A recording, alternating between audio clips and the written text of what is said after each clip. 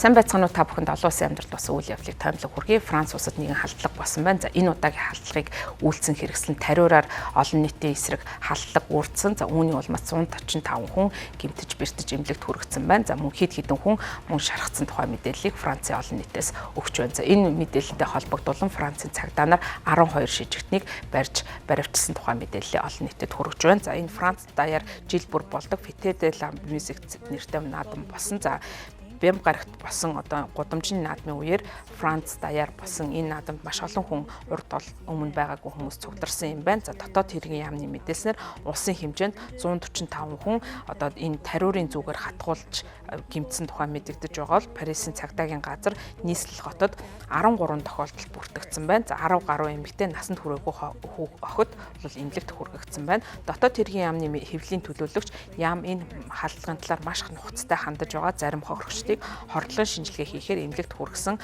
мөрдөн байцаалтын үйл ажиллагаа үргэлжлэж байна гэж мэдгдсэн. Албаны хүмүүс энэ одоо тариурыг одоо хүчингийн болон босод одоо хүчирхийлэл үүсгэх зорилгоор мансууруулах бодис бүхий ийм зүгээр хүмүүс рүү шивсэн байх тохиолдол байгаа эсхийг шалгахаар ажиллаж байгаа юм байна. За эдгээр одоо халдлагын гол хохирогчд нь эмэгтэйчүүд байгаа. За тийм учраас бол тэднийг төөрөгдүүлж бэлгийн хүчирхийлэлд одоо бүртгүүлэх зорилгоор тухайн тариурыг хэрэгэлсэн байж болзошгүй гэж үзэж байна. За хөгдмийн наадмын өмнө Абреж Совр нэртэй инфлюенсерүүд олон нийтийн сүлжээгээр эмэгтэйчүүдэд тариураар халдлагыг уриалж байсныг тухайн үедээ анхааруулж байсан байна.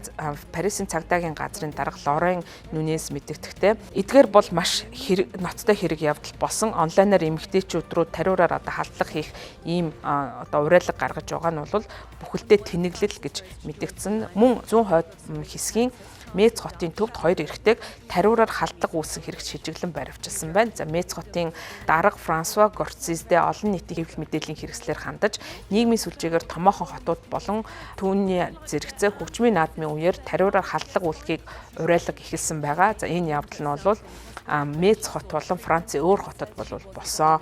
За энэ хотод болсон халдлагт бол 14-өөс 24 насны 17 залуу охин хохирогч болсон гэж мэдэгдсэн.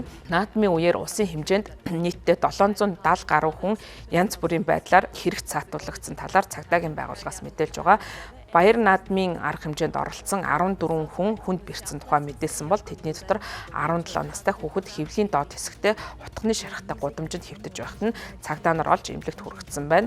За мөн хууль сахиулах байгууллагын 13 ажилтан энэ одоо баяр наадам хөгжмийн наадамтай холбоотой шархагдсан байна. За энэ удаагийн халдлаганд гол төлөв эмэгтэйчүүд рүү чиглэсэн тариуртай юм халдлага болсон юм байна. За өмнө нь бол яг ийм төрлийн халдлага болж байсан. За энэ үүнтэй төстэй хэрэг 2022 оны 6 дугаар сард Францад гарсан. Францын иргэн тойронд бол хэд хэдэн шижигтэн шөнийн цэнгэний газар за мөн концертын үеэр хүмүүсийг зүүгээр хатгах байсан хэрэгт баривчлагдаж байсан удаатай. За тухайн үед Францын дотоод хэргийн яам Евроньюс агентлагт тухайн хүмүүсийн 80% нь залуу эмэгтэйчүүд байсныг батлан мэдэгдэж байсан. Францын цагдаа нар тухайн үед 400 гаруй энэ талаар мэдээлэл хийсэн. За ямар шалтгааны улмаар эмэгтэйчүүд рүү одоо тариураар халдсан тодорхойгүй байна гэж тухайн үедээ мэдэгдэж байсан. За мөн Испанд шөнийн цэнгэний газар үйлчлэгт явдахдаа эмнэлгийн зүү тариураар хатгуулсан гэсэн эмэгтэйчүүдийн тоо 2022 онд 60 болж өссөн тухай тус улсын дотоод хэргийн сайд мэдэгдэж байсан. 2021 онд Их Британд мөн